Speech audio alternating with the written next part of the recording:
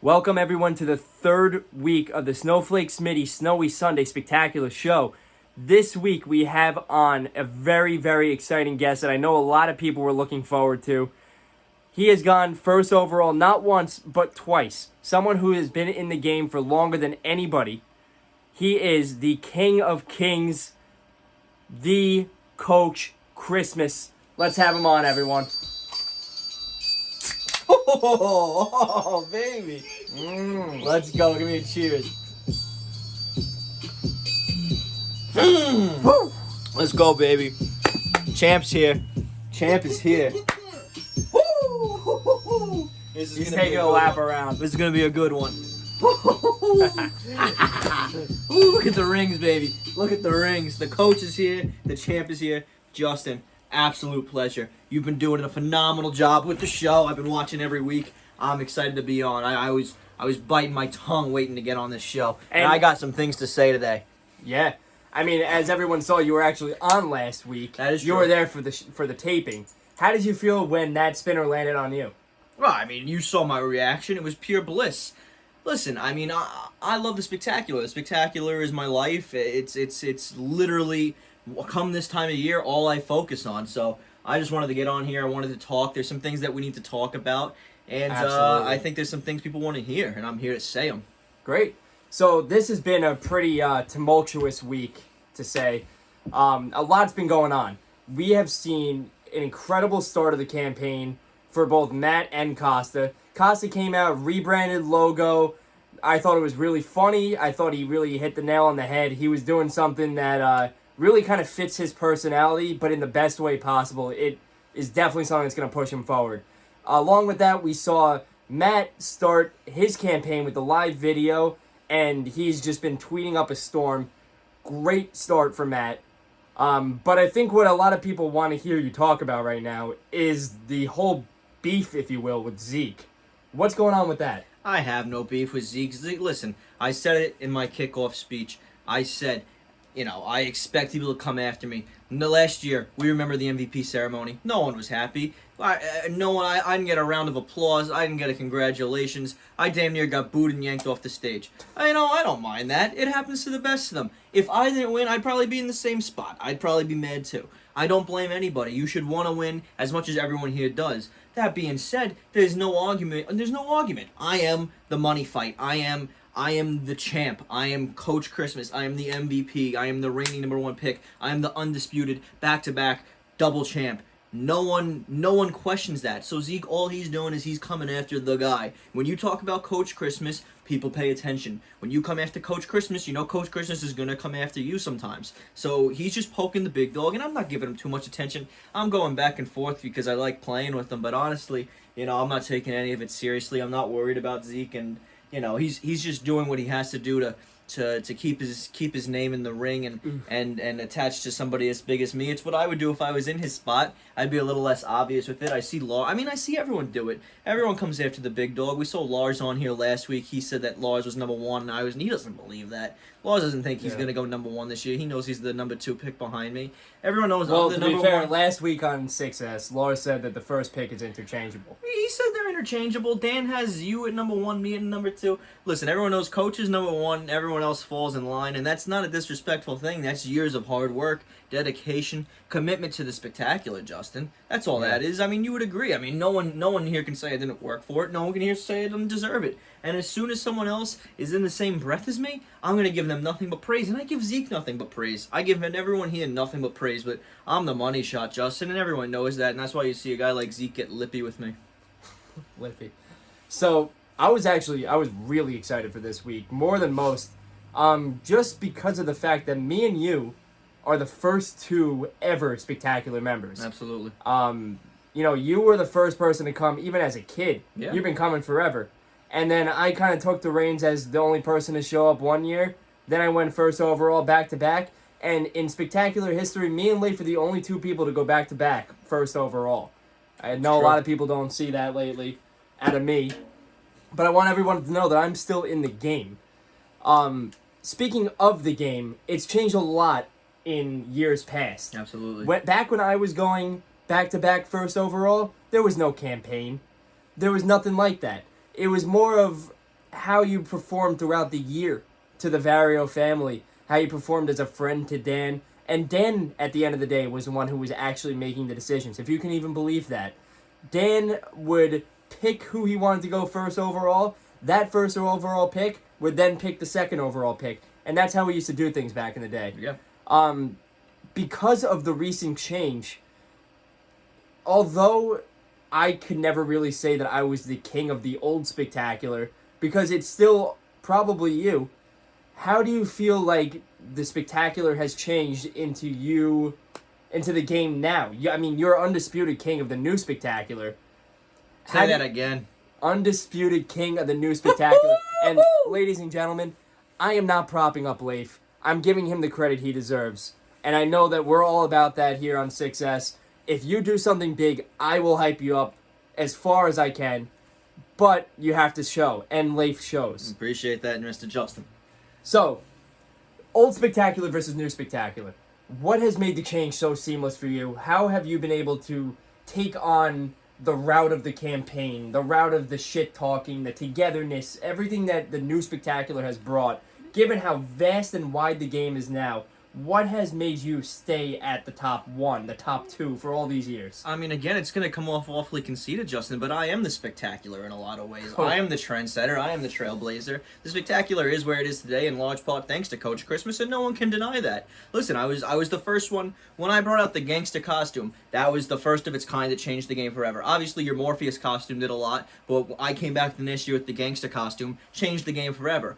Third best costume of all time. Yes, but it changed the game forever. My campaign kickoff videos changed the game forever when I gave my commencement addresses. And Absolutely. I always kept, and then last year when I came back with the solidarity speech, it changed the game. We made it about niceness. And obviously that's thanks in the committee, and the spectacular isn't where it is without the committee. But as far as players impacting the game, I am the spectacular as far as I'm concerned. Everyone else is following my lead, Justin, and you're doing a great job, and I hope that I trailblaze and then someone else picks up the baton and runs with it. But as of right now, I still have the baton and I'm still running, so I'm honestly, I am the spectacular. That's how I stay ahead of the game. I am the game. It is widely undisputed that you are still top dog. Absolutely. That being said, a lot of people do want to see you overthrown for just... Oh, yeah, they do. Absolutely. Absolutely. So now that you have that pressure going against you, I hear that you've actually enlisted someone to kind of take care of business for you. Absolutely. Someone to really take control of that feisty aspect that all the rookies and people who are kind of falling down the ranks are throwing at you. Absolutely. You want to talk a little bit about that? Absolutely. As you saw this week, I'm extending an olive branch and a helping hand to all the veterans. Not everyone was as lucky as me, Justin. Not everyone was able to be the trendsetter, to be the trailblazer that I have become. There's a lot of veterans that got kicked to the side like an old toy, like Rob, like Cal, and like I'm seeing happen to Candy King Costa. I mean, we look at these podcasts, people are talking down on Liam Costa like he's some sort of rut. Like he doesn't deserve anything. Liam's had some of the best performances we've ever seen in the spectacular. Last year, Liam would be a number one pick. Liam was the best rookie we ever saw when he was a rookie. I don't understand the Liam slander, but it's because he's getting into veteran territory, and that's why I'm helping out these veterans. And the person you're referring to is the merry mobster, Rob Traverso. Like you said, I'm the top shot. I'm the big dog. I'm the title fight. In other words, and I'm also a peaceful guy. I don't want any of these problems. I don't want to deal with it. I want to go out there. I want to make creative videos. I want to do my thing. I want to be able to talk freely. But I don't want to sit here on Twitter all day with some terrorist telling me I'm scared of him. What am I scared of? Who is he? He's a one-year rookie. He's a Booster Douglas. He's nothing to me. All right? I can sit here and exchange tweets with him all day. But honestly, I have more to lose, and I shouldn't be doing that. And I realize that I can't be sitting here all day getting into fights with Zeke on Twitter, with anyone on Twitter. It's not what the committee wants. It's not what I want, not what I'm about. And I see a guy like Rob who needs a breath of life breathed into him to get some kind of fresher back, some gasoline in the old car, get it going again, a spark plug, and this is his chance. And as he's my mafia, he's my protector. I called on him to help me, and he's gonna be there to keep down these little dogs. Every boss has someone out there by his side who's ready to take care of anybody at the snap of a finger, and that's what Rob is for me right now. And I think I'm a good person to be loyal to, Justin. I I have a lot of pull every year. I hand out the Rookie of the Year awards, and I would never, give up my integrity over an award. But I'm a good person to have good ties with. I have a lot of, I talk to the committee. I'm drafted number 1. I have say as to who's drafted number 2 when they call on me.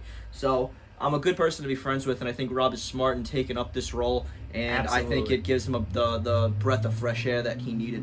And this is an absolute amazing take for Rob.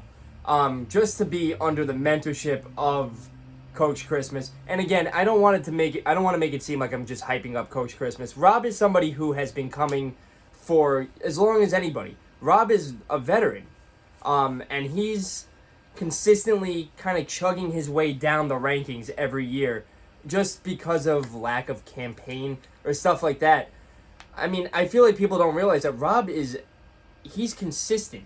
Rob comes, and when he comes, he puts on a great showing every year, regardless of his campaign. And I feel like a lot of people have really kind of decided that Rob's campaign overall lacks a lot of luster a lot of the time. So maybe this will be the spark that Rob needs to really get back in that 3, 4, 5 range like like he always has been. You look at the last 3 years, besides myself, I think the only other person of the players that has been to 3 straight spectaculars, not as a draft pick, is Rob and Cal. They've still been to 3 straight. They've put together decent performances in those 3. They're always there. They always make it through the whole thing. They eat well. They do what they need to do. And what do they get? They get kicked to the side like a couple of old toys. Well, because the spectacular now has become a game of campaign. Yeah. And And Rob I and don't Cal like that. are, I don't like it either, but Rob and Cal are 2 people who, unlike the 2 of us, where we've more of adapted to the game of the campaign, Rob and Cal have been very, very against, or I guess apprehensive, to really join this whole campaign movement, and it's just hurt them. How do you feel about that? Do you think that the campaign is being valued too much? Do you feel like the draft pick should go more off of the slate? I mean, The draft pick should go off of nothing but the slate almost. The slate is everything. Your last 3 years, your last year gets weighted most importantly in my mind and in the mind of the committee. And then it's the 2 years before that, like it always has been. The campaigns, the campaign is if you're close, if you're in between a 5 or a 6 or a 1 or a 2 or a 3 or 4, or maybe the difference between a 5 and a 2 if you have a killer campaign.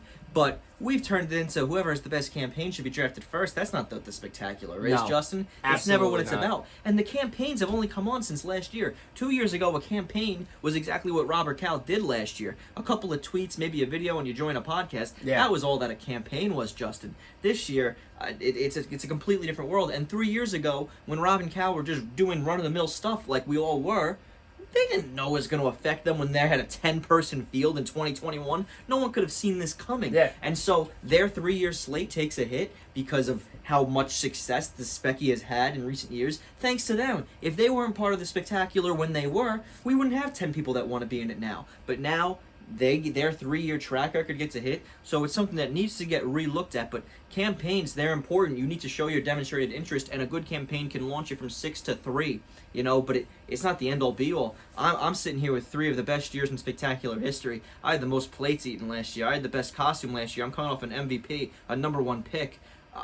I could sit here with Helen Keller, and I'd be the number 1 pick. oof. It's not. It wouldn't even be close. So now, there's been a lot of rumblings throughout, spectacular Twitter, through people who have been saying that they've spoken with the committee, such as Dan, that this might be the year that the king is dethroned.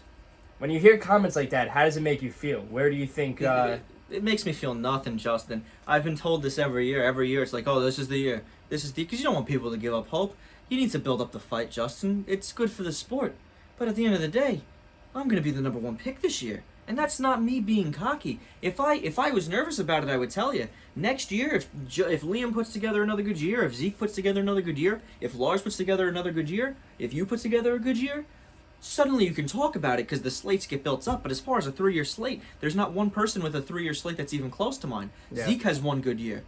Liam missed 1 year in the last 3. Lars only has 2 years under his belt. And neither of those 2 years were better than me. So how could he possibly be the number 1 pick? There's no world. So every year we heard it. We heard it 3 years ago where, oh, Cal's going to get it this year. Then when Cal didn't get it, he burnt out and went off the face of the planet. You're putting too much pressure on these kids. Number 2 is a great pick. To get picked in the spectacular is great. Yeah. But you got to do more than show up for 1 year and think you run things around here. Yeah, absolutely. I couldn't agree more with that. I believe, like, I started this show, 6S, to give everyone a fair slate. And I marketed it early towards rookies, saying, like, hey, this is your chance. Like, I want to see this to be, wow. I want to see this to be a tight race. I started this campaign, wow, jeez. You got this. We can edit this out. Nah. Okay, keep it in. No, we got to keep the authenticity. Because you're authentic, Justin, and that's something you can't say about everyone today. A lot of these people, they're trying to, copy what's hot. They're trying to do their thing. I mean, look at what's been popping up this week. Everyone's trying to take a bite of you, laddie. I mean, we've seen so many alliterative podcasts pop up. I mean, it's like the new trend. And kudos to you for starting that. You're the Joe Rogan of the space, if I do say. I like that. And I love seeing that of Merry Mistletoe Matt. But you're an inspiration. Don't forget that. Thank you. So I almost lost my own track. What I wanted to say was I started 6S to really give everyone a fair slate. I marketed it early towards rookies as a way to say, this might be your chance. I'll have you on the show. You talk for 45 minutes, unfiltered, clearly, as you can see. And that can kind of serve as a campaign boost. That could get you in the game. That will make sure that your voice is heard. I know a lot of people are kind of taking after that model, specifically Zeke. It's a good model. It's a great model. But that's not what this show is about. I've had on, due to random selection, I've had on the number 1 and number 2 draft picks, and then the mouthpiece of the committee. With the mouthpiece of the committee's mouthpiece. Right. Whatever you want to call it. Right, the commish. I haven't had one rookie on yet, and that's not by design, but you kind of see me giving fair treatment to everyone around the board. I'm going to give Matt, I'm going to give Mike, I'm going to give everyone the same treatment as I'm giving Leif right now. This is not to boost up rookies per se, but this is to make sure that everyone campaigns. Absolutely. I want to hear 45 minutes of every member of the... As they should. Yeah. And you're just giving people a platform that normally, they might not start a campaign. They might not ever think to put out a 45-minute podcast. When Mary Matt gets on here, I'm going to be glued to the screen because, we don't because that's what you want to see. Now he's doing the live show, but prior to this, no one knew what he said. If you can get Mike Johnson on this podcast to launch his campaign, Cal, you got people on here that I'm going to be glued to the screen for. People see me. They don't even, who knows? I hope you watch this. You probably will because I'm the champ. But other than that, you know what I think of the Spectacular. I'll get into stuff. I'll give you your hot takes. I'll entertain you for 45 minutes. But Cal, we might not hear 45 minutes from him for the next 10 years in the Spectacular. And that's exactly why I'm doing this. And that's why it's such a good platform. So, that being said, we've talked a lot about campaigns because I feel like it's a really important topic right now. Yeah. In the 2021-2022 year, campaigns are more important than ever. That's why you see a lot of people starting podcasts such as this one. That's why you see Twitter lighting up early September. Given the way that campaigns are now, I want to know which people you think are running the top 3 campaigns in the entire draft class right now. Again, a campaign is something that if you run a good campaign, it's something that takes you from one place and puts you in a different light. The only people who have really done that is yourself. No bias, but if you don't campaign this year, you might not make the Spectacular. People might think, you won't make the Spectacular. Right. If you don't campaign, you won't. Or even if you ran if you ran an average campaign, you're being looked at as a fringe 6-pick, a 7-pick maybe. With this, you've almost, in a lot of ways, people can't imagine you not making the Spectacular. Now, obviously, there's a chance, but people can't imagine it. Same thing, I think Merry Mistletoe Matt has one of the best campaigns out right now because he's taken himself from someone we weren't sure if he was going to be taken seriously this year. People are talking him as high as 6 now. They're thinking he could legitimately be the 5th overall pick in this draft. So it's really been Mistletoe Matt. It's been you. I don't know if we've seen another. We've seen. Lars with the My Specky thing is absolutely phenomenal. I don't know how much it boosts his thing. I think it just shows that he doesn't have to boost himself up because he knows what he does in a year in, year out basis. He can just go and do something for the platform that's good in totality. So maybe Lars is a 3. Liam just launched his campaign. That's fantastic. But people take him seriously as well. So I don't think they're really moving up or down too much. People know what to expect from those two veterans almost at this point. And to be frank, Lars is somebody who knows hot take, but he gets snubbed a lot. He gets snubbed on his rankings. He gets snubbed on where people think he's going to go. I mean, this kid came in at 5, ended up winning Rookie of the Year, which is a guaranteed top 5 pick, mind you. Yeah. But then he went 2. That kid put on a hell of a campaign. Lars, I think he's not really looking for general consensus at this point. If he wanted it, he would go out and put his face on the screen every Sunday like I am right now. No. What he's doing is he's doing behind-the-scenes stuff. That kid has confidence. He knows he's going to make it, and he knows he's going to have a run. Absolutely. And I respect that a lot. So I don't want to hear any talk about his campaign. I did want to bring up Liam, because we did touch on it a little bit, but I think Liam is starting off what is due to be a really good campaign. Liam is, like that whole rebrand, the icon. I feel like he's starting to really take it more seriously. And a lot of people discredit it, but Liam is a vet. Liam's a vet as much as I'm a vet, as much as Rob's a vet, Literally, as much as Cal's a vet. Literally as much as Rob, because they were in the same draft class. Yeah. I mean, and we consistently put Mike at 10, because Mike hasn't said a word yet, but Mike is not even a rookie. No. Mike's been here. Mike was probably in the running for Rookie of the Year in the year that he was here, and it was 3 years ago. And that's what I'm saying. There's not a lot of rookies. We talk about these one-year players. I mean, Zeke, all due respect to you, had one of the better performances. You had the best rookie performance of all time. I'll hand it to you, and it's something to applaud. And you had one of the best performances of all time, no doubt. But we've seen great performances all throughout spectacular history. But, it's still time has to tell. Is Zeke the next coach? Is Zeke the next Justin? Is Zeke the next Lars? Is Zeke the next Liam? Or is Zeke the next Mike? Where if he can't make it this year because of a date change, does he just dwindle away? I mean, that's why we have the spectacular, and it's such a hard thing to get into, and it is a set date. That's why it is what it is. To have one good year, I think you run the show. I mean, some people would say, pump the brakes, buddy. But like you said, Liam is, in my opinion, the most. I tweeted this, most underrated candidate. Absolutely. In the spectacular Absolutely. right now. Every podcast, he's been low on people's rankings. Joe, people are saying he Liam. doesn't drop bombs. Listen, there's two types of players in the sport, okay? Ichiro Suzuki and Barry Bonds, they're from the same sport, but they're two very different players. Liam Costa, he's there day in, day out, putting out quality tweets. Yeah. Always on my timeline, always someone I can talk to, always someone that's up to something, okay? You have someone like Lars who drops the big bombs, like Zeke who drops the big bombs. That's a great way of going about it, too. It's more exciting. But Ichiro, I mean, at the end of his career, just as good as Barry Bonds in a lot of ways, and a lot more consistent, and a guy that, can lead a team to success just the same way Barry Bonds could. Two different types of players, but, accomplish the same goal at the end of the day. Liam's been here for 3 years. Best rookie we've ever seen when he was a rookie. He was the best rookie ever. And then last year, had it not been such a competitive field, we're talking any other year, that performance is number one worthy. So Liam packs the bombs.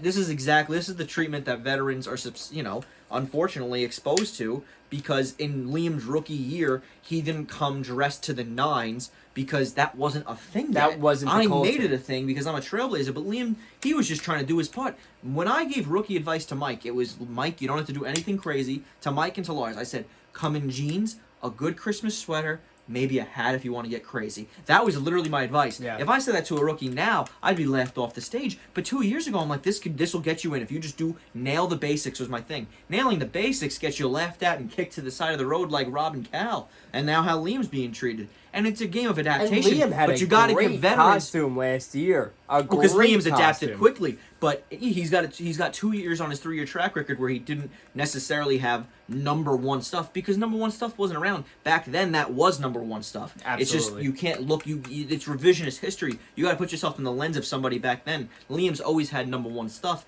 It's just when you look at his rookie year and Zeke's rookie year, Zeke appears to be better, but at the time Liam was just as trailblazing. It was just as good. I went number one just wearing a sweatshirt and jeans one year. Absolutely. Rob 2 years ago came in a full old Greg with a tie and everything. Looked amazing, and we talk about it like it's nothing. Back then, that was a great costume. An old Greg custom sweater. I mean, that should anything custom has shown to be. I mean, and it doesn't even get talked about. But 2-3 years ago, that would have been like number one picks up. Oh, absolutely. Like, it doesn't even get talked about, and that's why I want to bring these veterans back, because they've just been so. I mean, these rookies. It's easy to come in your rookie year and do good now that there's a blueprint laid out for you. But I don't think we should kick out the people that built the spectacular to the very thing that it is today. Yeah. And you definitely, if you're a rookie, you got to show some respect to these veterans. It's easy, Zeke. I understand he wants to take in for all the rookies, and I respect that. And he's staying true to himself. But at the same time, these veterans, they paved the path for you, and we got to show more respect to the Liams, to people like you, and to people like Rob and Cal, who we talk about as people who have fallen off. I don't think they're getting a fair shake. I do believe that you are the only veteran who is fully acclimated to this new spectacular culture. That's probably the reason why we consistently see you at number one. I mean, there are other reasons, but there's a reason why you seem to always be ahead of all the other veterans by 1, 2, 3 picks. Do you believe that if the veterans come back, show the same amount of fire that we're seeing out of these rookies, people like Rob, people like Cal, how do you see the spectacular moving forward? Do you see the veterans overtaking the spectacular again and having it go back to the way it was, senior year of high school? I'd love to see that. I'd love to see something like that. But in 2 years, Zeke will be a veteran, and Zeke's the kind of guy that can take this whole thing in his own direction. And I think that's what he's trying to do. But in some ways, it looks like he's trying to, he wants to walk on water. Oh, we can't change the date for him. We can't do this. It all has to work out for him. But in certain ways, it's kind of what you want to see. You want to see someone else who's not afraid to come around here and have his pull, have his say. That's the reason I've been number one, is because I've always done things my own way. If the veterans come back, listen, I can keep building them up and having them in their own thing. At some point, you got to make something out of yourself. What are you going to be? I didn't tell you to start this show. No one did. This is what's going to make you a number one pick this one day, is this show. In 3 years, after 3 years of this show, this is what's going to be, oh, I'm a number one pick because of the S.S.S.S.S.S podcast. That's what's going to do it. But everyone has to have that moment. And the Giants just won a football game. No, 2 minutes left.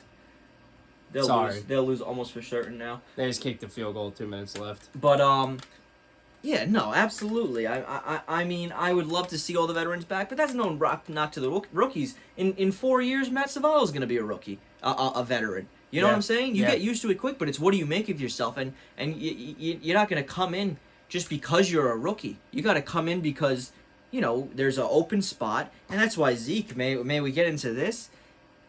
If you're a rookie, your best chance of getting into this draft is if the date is the December 12th, not December 19th. So, Zeke, you have the Bomb Rookie podcast.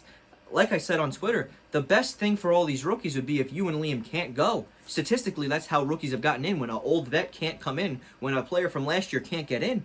Yeah. That's the only way a rookie's going to get in this year. How is a rookie going to come in and knock off me, knock off Zeke, knock off Liam, knock off Lars, knock off Justin otherwise?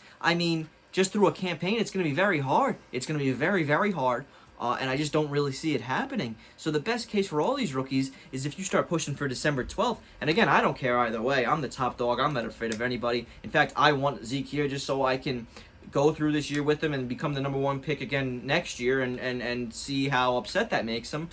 Just because the more upset he gets, the better it's going to make him, and eventually, I know Zeke is going to be a number one That's pick. the most spectacular thing I've heard of all time. He's going to be not a in number the one pick. adjective way, but in the way of the spectacular. That is the spectacular. I want Zeke to lose, become upset, and then you're either going to quit like Cal kind of did, or you're going to become look at me this the year. next That's number exactly one pick what like I did, or like you did. And you only get that through hardship. I do want to touch on something regarding the date of the spectacular. The spectacular is, in a way, an extension of Dan and the Vario family. If you know Dan as long as we have, you know that the date not being changed to accommodate people is almost expected. Yeah. The spectacular is when the spectacular is. And if you can't make it, like I couldn't 1 year, like Leif couldn't 1 year, Everyone's been like affected. Costa couldn't make it 1 year, then you just miss it that year.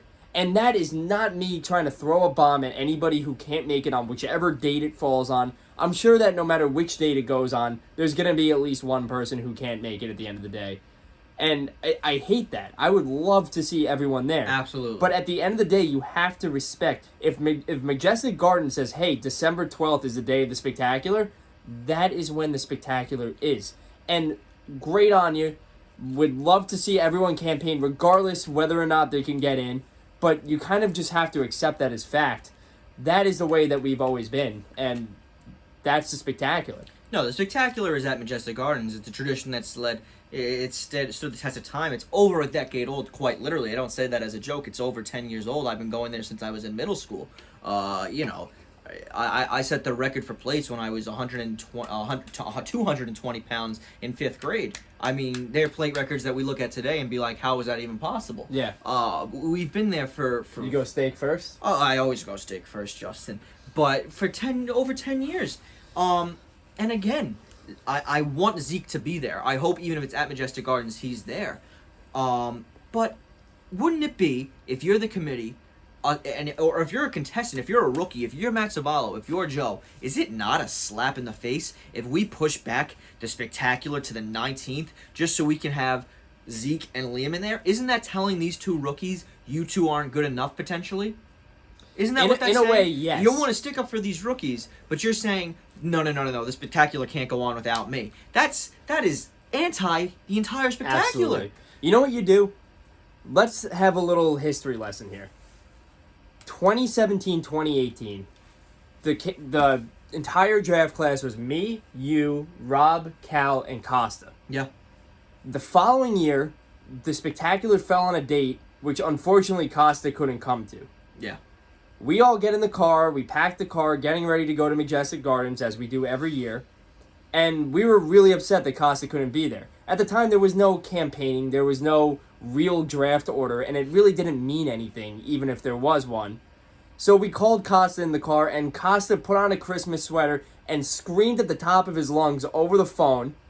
And next year, he came in, he went hard, and he came in at, what, 3rd draft pick? 3rd draft pick, and that's what matters. You want to be a Spectacular draft pick. You shouldn't worry so much about becoming number 1 one day that you wanna change the entire Spectacular and what it is. And listen, I hear Zeke. We want to rebuild, we want to reform, and make the Spectacular something that everybody can attend. But what you're really saying is you want to make it something that you can be a draft pick for, and maybe Matt doesn't make it because you're there now, or maybe Joe doesn't make it because you're there now. Don't get me wrong.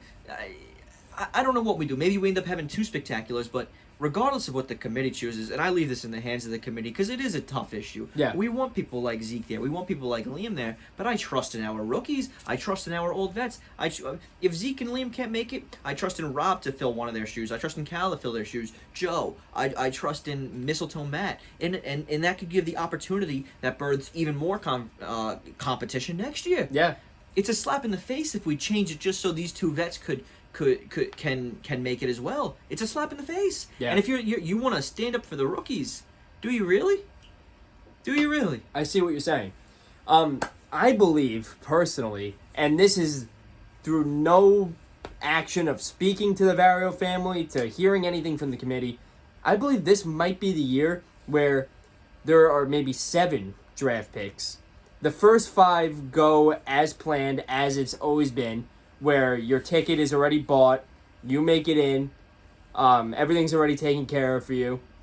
But I believe that 6 and 7 might be drafted where you have to buy your way in, but at the same time you will have been drafted. I could see kind of a draft expansion taking place sometime in the future, just given the overall appeal of the Spectacular, how many people are running. I mean, I can't think of a single person who wasn't heartbroken when Joe just barely got edged out last year. Yeah. That was heartbreaking. And I want that heartbreak on steroids this year if Mistletoe Matt and Joe can't make it, or if one of these vets, imagine you somehow fall out of it. I'm going to be upset no matter who doesn't get picked Absolutely. this year. I mean, honestly, there isn't a group of guys who I've seen that I've liked more than this group. Like, this is the most talent we've ever seen, especially with far. the comeback of the Merry Mobster, and I believe Cal's going to come back too, and I hope to help him if he wants to get back into it. But this is a talented group, and we don't need to bend the rules just to get a certain set of players there. Maybe we have we can go again another year. What's going on? We actually just had the number 2 draft pick from last year, and this is week 2 draft pick come in. I actually told him come in at 12 if you're still awake. It's 11:37 on Thursday night, ladies and gentlemen. How you doing, pal? I just want to see. We're actually just talking about possibilities of a draft expansion, where maybe not only 5 picks go, but maybe 6 or 7. Do you feel like that's a possibility? It's something I thought about, but Honestly, I just don't think it's gonna happen. I don't think it's going to happen either. I think the 5 picks makes it competition. It makes it competitive. We keep making it more, but I think once you go 7, you can't go back to 5. We can't change it based off of how competitive the field gets. The thing is, it's 5. I think it's going to be 5 for the foreseeable future. And listen, if you don't get in, you can still absolutely come. If That's the game. I mean, at this point, I can't imagine Mistletoe Matt not being at whatever spectacular we have. I feel like people need to realize that if you don't get picked, you're not missing the spectacular. Obviously, your draft ranking for next year is going to be hurt. You know, Or your not. Look at Joe. Yeah, Joe's well, stock is rising. Sometimes it's better to not get picked than get picked 5th and have it hurt your ADP. You want your first year, you want to burst on the scene at the right moment sometimes. Not getting picked sometimes is the best thing for you. And that's kind of, I think, what the committee even told Mistletoe Matt last year. Yeah. So it's not nothing to sneer at. And just, again, I think just being at the spectacular, I think it's almost like the minor leagues. I think it's going to become very normal for a rookie to come to one spectacular as a buy-in and then possibly get drafted. I almost think it becomes like back in the day, you used to go right from high school to the league. I think we basically become the college where you come into the spectacular, you are there 1 year as a buy-in, not as a draft pick. And that's where you kind of get your legs, you get used to things, and you're not expected to compete for Rookie of the Year or have a great performance, but you get your land legs, you see what it's like, you come in a good costume and you impress, you make a name for yourself. I think that's the future. Especially considering how the game is now. I mean, like, imagine a rookie coming in next year, considering, like, we are campaigning in September. No. This has been going on since September 1st. Imagine a rookie trying to break this class next year. No. I mean, like, it's totally possible a rookie gets taken this year, but imagine next year. Listen, we've had What's a the rookie. game going to look like 3 years We've had a from rookie now? every year. I don't want to count a rookie out for this year. I think the best chance a rookie can be in, and if I were a rookie, if I'm Matt Zaballo, if I'm Joe Traverso, there's nothing I want more than this spectacular to be on a date where Liam can't attend and where Zeke can't attend. I don't care. I'm going to go in there, I'm going to perform, and I'm going to try to walk away with the best performance regardless. But if I'm a rookie, I'm looking for December 12th. Don't let anyone tell you otherwise. Yeah. It's a hot take. So now that I have you on, somebody who knows more about the spectaculars, been to more spectaculars than anyone. You know, normally at this part of the podcast, we go into our analysis on draft picks, where we see everybody falling, just our power rankings in general. I'd like to spend a little bit more time than normal, just going through each and every player, where they're falling, where you can see them going. So what I'm going to do is, instead of giving you a 1 to 10 ranking, I'm going to just drop a name on you. Ooh. You tell me how you feel about them and where you see their ceiling and their floor. Okay, and I'm absolutely going to do that right after I take this piss. Lars, if you want to entertain them, or we can pause it and clip it together, whatever you think. We're not pausing. This is as authentic as it gets. I just like to. Welcome everyone to week 2 of the Snowflake. No, I'm kidding. It sucks that you peaked at week 2. Anything changed since your week? You feel any differently about anything? No. No? Still the same draft order? Still the same thoughts? Draft order. I think I did want to change something. Really? Oh yeah, I just want to clarify. This isn't like a power rankings, my draft order. It was more of it was like a prediction. Okay. Yeah.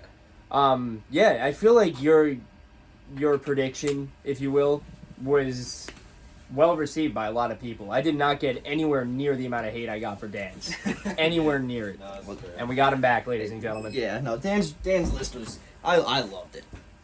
Yeah? I think it was great. I think it was full of hot takes. And I think that's what you want in an early podcast like this. I think Dan believes it. I think Dan gave his favorites. I don't think he was giving what he thinks the committee's going to draft. Wow, did the Giants just actually win The a football game? Washington Redskins just missed a 48-yard field goal, giving the Giants the first win of the year. Listen, And there's a flag on the play. You can never expect the Giants to really win a game. Just launching back in here.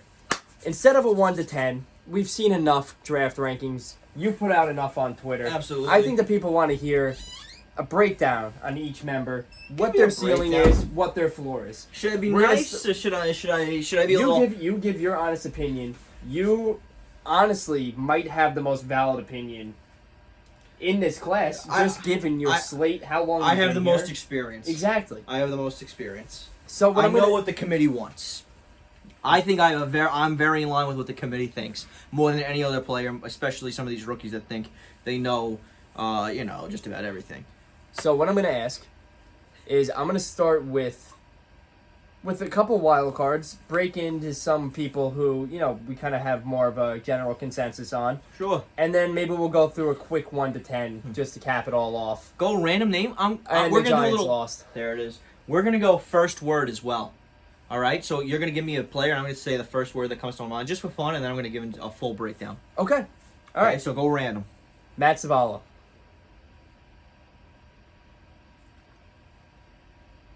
Honestly, the first thing that came to mind was cute, but I think one good word to describe Matt Savallo is tough.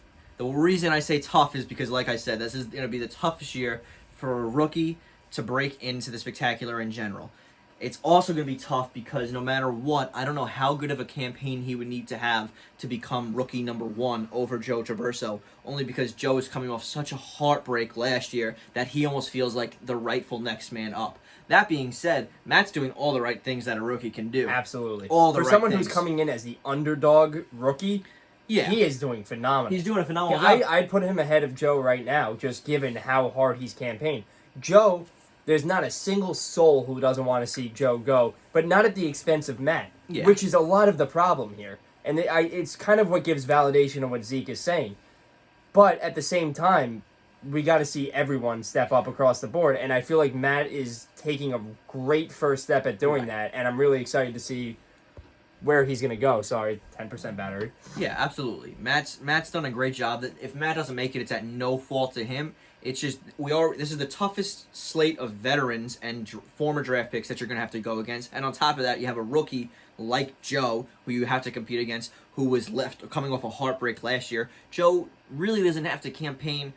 Joe's campaign could be a little less good than Matt, and I still think he has an advantage over him because he was at the spectacular last year. He had that college year that I've been talking about. So yeah, I think when I think of Matt, I think tough, but I want him to keep trying to give it an effort because if he doesn't get in this year, he's going to have the same thing that we're talking about. The way we talk about Joe right now is someone who deserves to get in. He worked his butt off. We all want to see him there. That's how we're going to be talking about Matt next year if he keeps this up. Yeah. So assuming we go all the way down to 10, if there are 10 picks, even if only the top 5 are actually selected, what do you see Matt's floor at on a 1 to 10 position status? floor meaning the The lowest. lowest he could possibly fall. I mean, definitely outside of the top 5, he could definitely not get picked. But I think, like, if we did a full draft of 1 through 10, I think the lowest he could fall is 10. I mean, I think he's still at risk of falling all the way down to 10 just because he is the rookie, that has no experience. He's the only one of the 10 people we're talking about with literally no spectacular. So I'd be wrong to say he can't go 10th if we had a 10-person draft. I don't have him as my 10th right now. I have him a lot higher. Absolutely. And now we're going to talk about his ceiling. Where's the highest you can see Matt going? Assuming he has a perfect, spectacular campaign the rest of the year. 5. 4. 5? 4? 4 if Liam and Zeke both don't come. He can go 4. A lot of people are going to be pissed off about that comment about Liam and Zeke. If I they think both Matt can go can't come. 4 regardless. No. He I can't think go he 4 can. regardless. He can go 5 if they both come. Look at But he'd have to knock off Yeah. He'd have to probably knock you off somehow. me. I think 3-year slate-wise, you have the toughest 3-year slate, but you have by far the best campaign going right now. So that's what I'm saying. I don't think he's going to knock you off. Okay. You're coming off a hot year, a very good year, but your 2 years before that, you had the heart attacks, and I think that could negatively affect your 3-year slate. So you're the only one I could see really getting knocked off because Liam's had a good 3-year run. He missed 1 year, so maybe you or Liam, but Lars is 2 for 2. Yeah. Zeke's 1 for 1. Well, Zeke's Well, not. we're going to get into the other people later. All right. We got to take this piece by All piece right, here. all right. All right, next person. Cal Sartor. First word that comes to your mind. Sneaky. Sneaky. Yeah. I like that a lot. I think he's sneaky. He's putting out little tweets here and there. He was there on September 1st. He launched his campaign, but he didn't make any big move. He randomly tweeted out, I believe, rejoice. What has Cal got up his sleeves? Does he have anything? Does he have one last breath of fresh air? Does he have one last run left in him? Because Cal, I mean, it's typical of a lot of the big names we see in America, in Hollywood. We love to see someone who's doing well, and we love to tear them down, right? And we love to see their downfall. But then there's nothing we love more than a comeback story. And I think the committee and the members of the Spectacular could buy in to Cal's comeback story. Absolutely. And Because of the dramatic way he bowed out last year, he has the stage set to have the comeback story of the year, become a number 5 pick, and run with it. Absolutely. That being said, where do you see Cal's floor? Where's the lowest he can go? 10. Another 10. Yeah. Where's the highest he can go? 5. 5? 4 if Justin and Zeke don't come. If me? 4 if Liam and Zeke don't come. I have them the same same floor and ceiling as Matt. Because, again, if Cal does nothing and Rob, Mike... Can I weigh in? Yeah. I'm going to say 3 and 8. Okay, I'm saying if Cal does nothing from here on out and everyone else starts a campaign, he can go 10. Yeah. Like, if Mike says 2 words, everyone's all of a sudden like, oh my god. He goes number 1. Yeah. And if Rob keeps going with the Mary Mobster thing, then Cal's number 10 again. So I have Cal's floor at 10, and I have his ceiling. How do you think Cal can get to 3? How do Realistically, he get to 3? what's his roadmap to get to 3? He comes back. He campaigns hard. He's a seasoned vet. Okay. Seasoned vet. That's fair. Every time he's come, he's produced. He's been one of the most consistent members, barring last year dropping out of the campaign. He still actually came to the Spectacular on top of it. Because his 3-year slate is actually probably just as good as Liam's, only because Liam missed 1 year. However, Cal's never had as good a year as Liam has had. Yeah, I can agree with that. But he is a veteran. He knows all about the Spectacular. He's a person that a lot of people want to see make a comeback, the committee included, as far as I believe. And I think he is capable of stringing together a solid campaign, given the chance that he can get off of hockey for one night. Yeah, and that's going to be really hard for him. I think, for me, the top 4 is baked in. We can only talk about a 5th pick. I think the top 4 has to consist, if they can all make it, me, Lars, Liam, you, and Zeke. That's 5 people, and the top 4 is going to consist of 4 of those 5 people. And I think, oddly enough, that's where we went last year. I know. I think we could see the same class run it back. I think everyone performed great, and a lot of those people have track records now. Yeah. So how do you knock them off if you're someone who doesn't have the track? But Cal has a 3-year track record, and every year's been good, and I think he can spin it where a comeback story is what we want to see. Yeah. But again, he's in a lot easier if Zeke and Liam can't make it, and it's something we want to see. So why would we go switching the Spectacular? There's just too many names to switch the Spectacular. I'm sorry. Yeah. It's just where I stand. The more I think about it, there's just too many names where we would have to change the date of the Specky just to have Zeke and Liam there. As much as I love them and want them there, I hope I'd buy their tickets. I'd rather expand the draft than change the date. Yeah. If it means whatever date Majestic Gardens is on, we go that date. But I'd rather have the draft expanded. Yeah. You know, in the same way as we would lose people if we don't change the date. I feel like we're losing people by not expanding the draft. But they can all come. They just don't get to be that top 5 pick. And I think you want people to still work for that. Like, that's the end goal. I can see that. Otherwise, it's like, okay, what do I care if I'm the 5th? What do I care if I'm the 2nd pick or the 7th pick? You want to be one of those top 5 picks. Yeah. I mean, at the end of the day, anyone can buy their way into the draft and still experience it. But you want your name called out. You want all the glory that comes with being a top 5. And it's only going to get more glorious every year. The car ride. Everything. Yeah. Give me another name. Mike Johnson. Well, the obvious word that comes to mind I'm not going to say on this podcast. I'm going to go electric with Mike Johnson. If he tweets, he's the only person that has the same effect as you, where all of a sudden everyone's like gets the jitters and they just want him to go like number 1. Like, he has crazy potential. I don't necessarily see him getting into it, unfortunately. I'd have him ranked number 10 right now because he's the person I least think is going to throw his hat in the race. But if he throws that hat, I mean, people are going to go crazy. He's electric. So where's his ceiling if he does decide to throw that hat?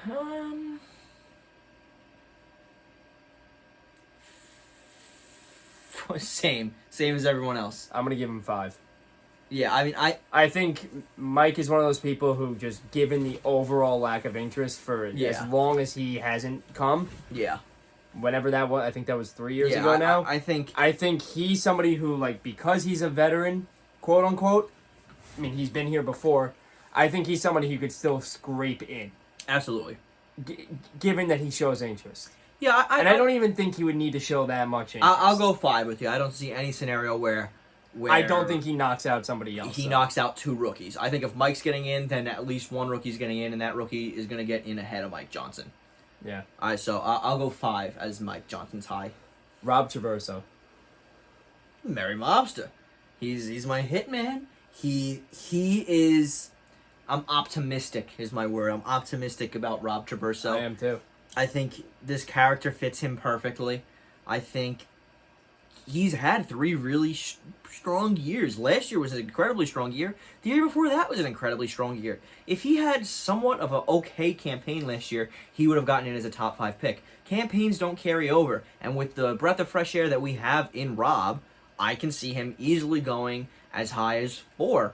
I think he could go 4. He's a 5 if everyone can make it, but he's a 4. He's potentially a 3.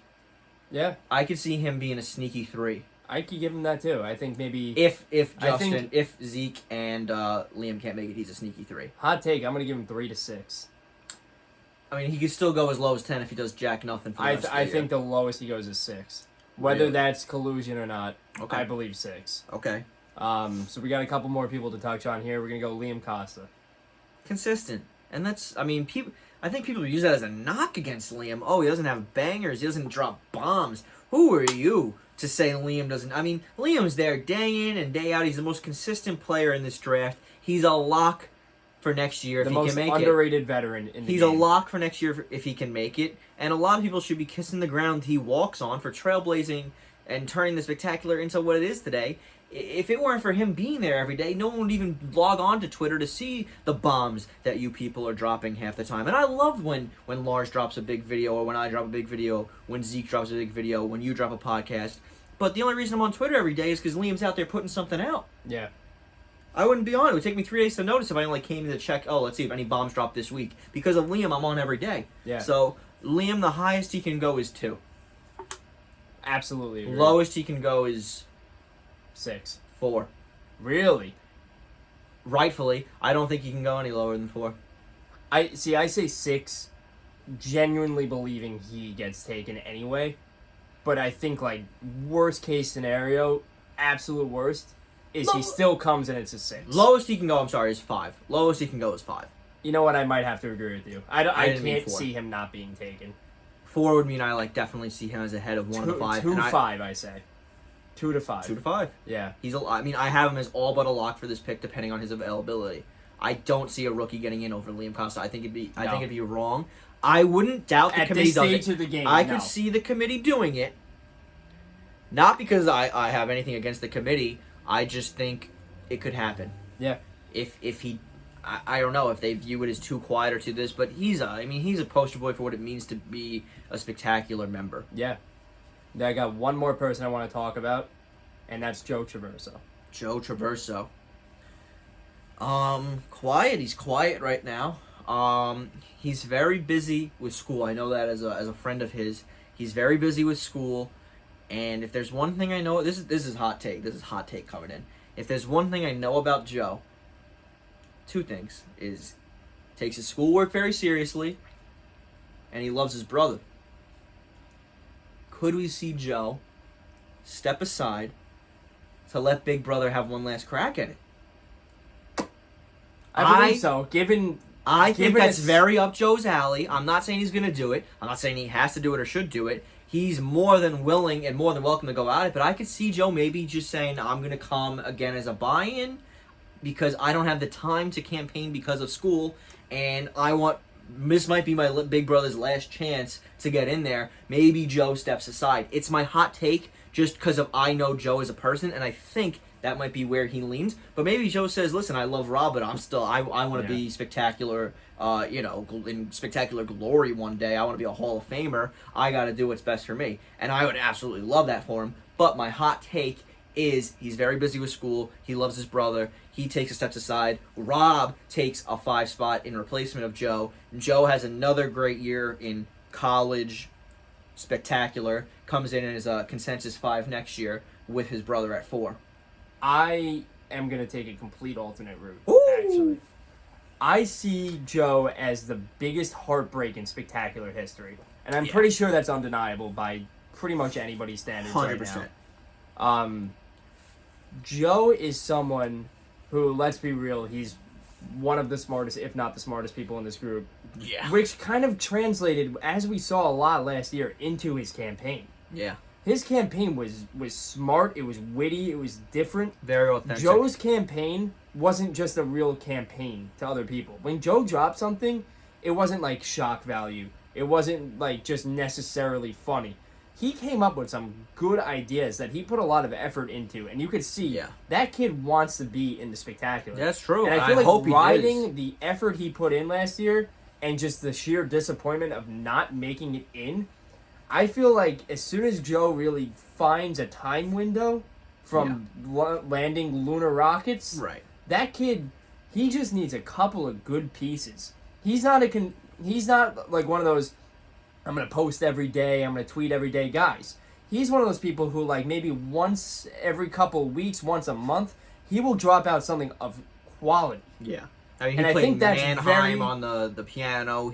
It's very underrated. Yeah. What No, he can do. Joe is, I mean, I think people understand the talent that Joe has as a campaigner. And he had a great costume last year. He came as an inflatable Santa. Same costume we saw King Kringle. Obviously, King Kringle had the beard and everything. But to have a veteran-level costume year one is absolutely fantastic. Absolutely. He has all the talent in the world. It's just going to be, can he find the time to campaign? And if Joe could choose today to turn the campaign on, go 100%, and it would set up the biggest heartbreak part 2 for whoever doesn't get in because Joe does get in. Because Joe it would mean, will get in if he does that. Yeah.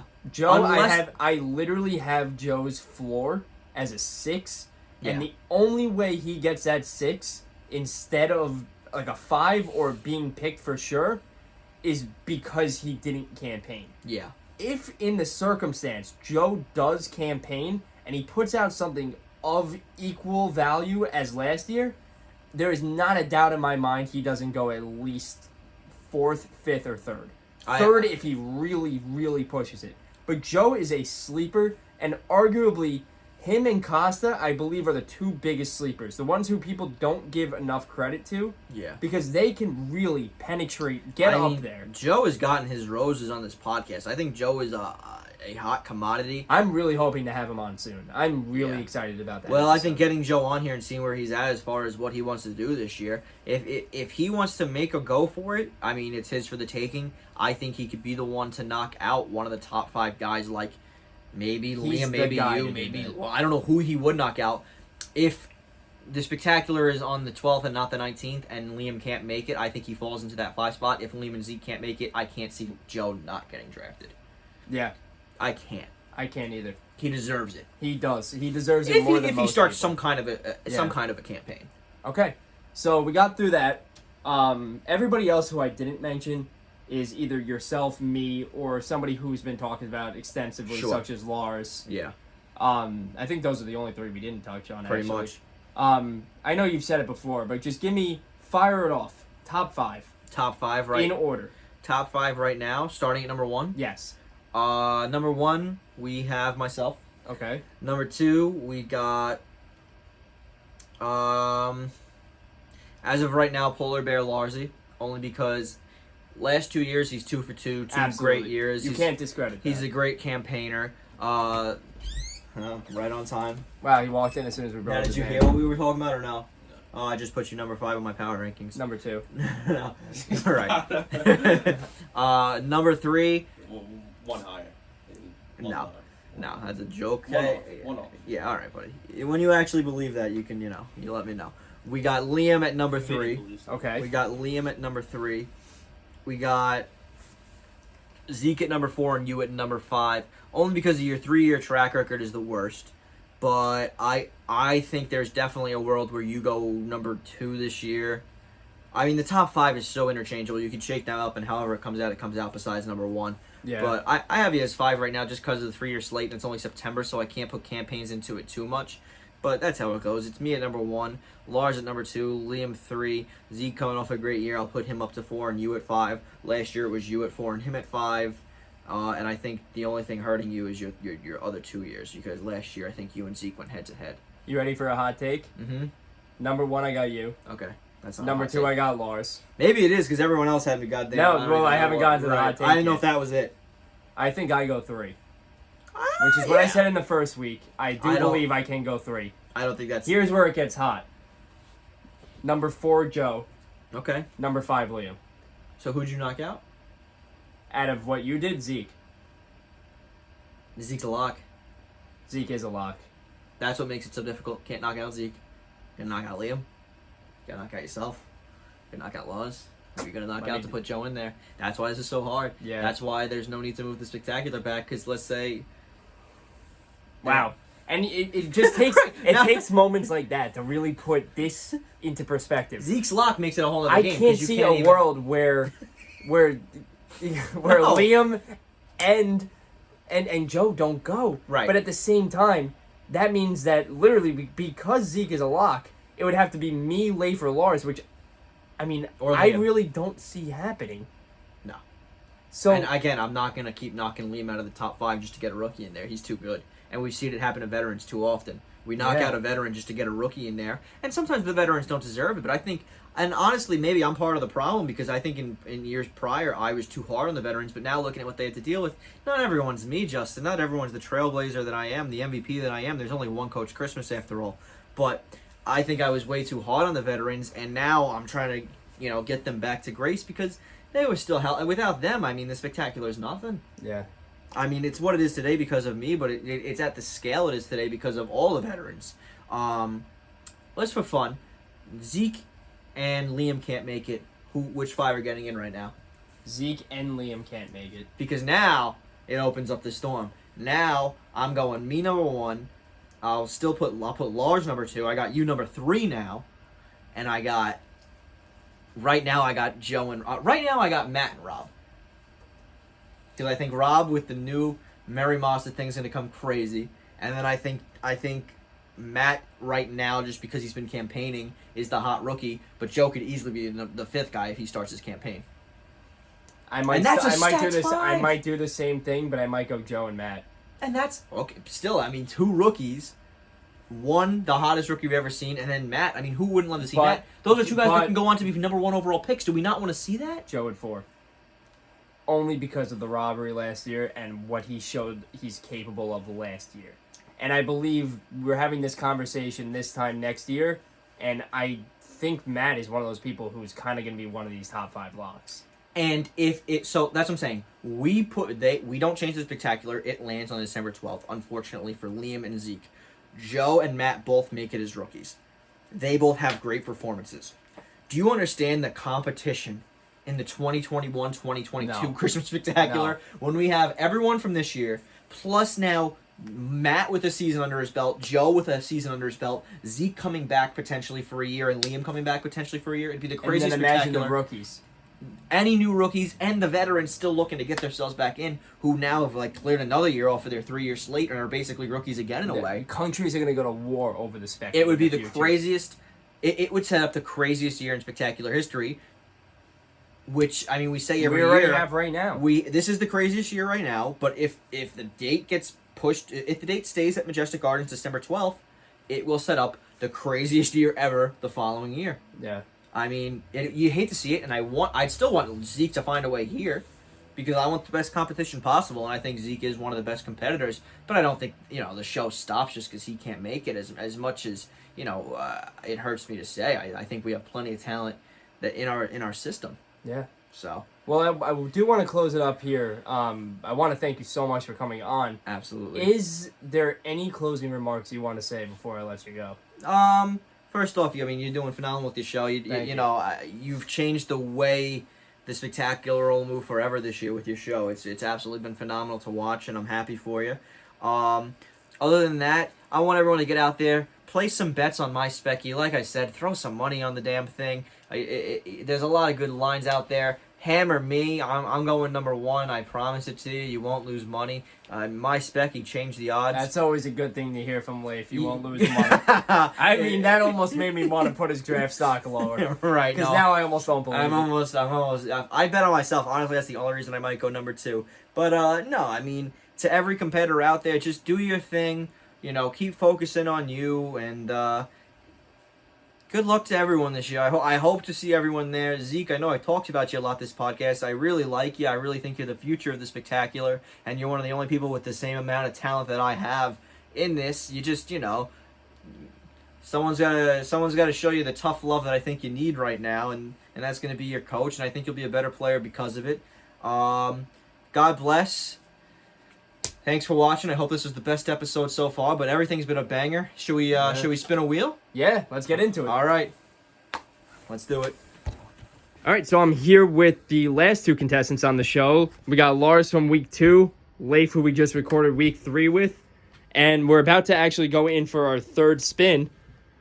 This is going to be a really impactful spin, no matter which way it goes. Yeah, I mean, a lot of these guys you don't get to hear from. You don't hear 45 minutes of them like every time. You know, you hear from me a lot. You hear from Lars a lot. We're used to hearing from King Kringle. Obviously, you know, Zeke talks a lot, but some of the names on this list, this could be a pivotal moment in their spectacular careers. So I just clicked the middle. Yeah, let's get into it. Alrighty. Big week coming up. This is huge. Week 4 might be the most controversial, depending on who we get here. We got. Wow. An that- absolute nail-biter. Wow. We got Big Daddy Christmas. Hey, what did I say? Support the vets. Here we are. I mean, that's all I do. Support the vets. Let's go, baby. Cal. Let's see that campaign take off, Cal. We're We'll see excited. you on here next That's week. a big episode. That's must watch. I think it'll break the record.